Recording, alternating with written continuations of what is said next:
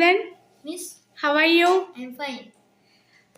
I am going to ask some sentences in Tamil and you have to translate those in English. Are you ready? Yes, Miss. அதை எடுக்காத. Don't take that. போய் படி.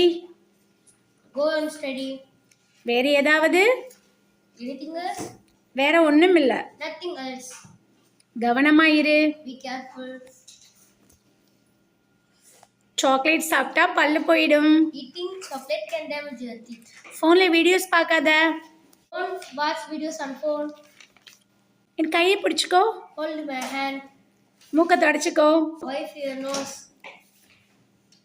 உன் முகத்தை தொடச்சிக்கோ. Wipe your face. தாகமா இருக்கா? Are you thirsty? உனக்கு பசிக்குதா? Are you hungry? அதை தொடாத.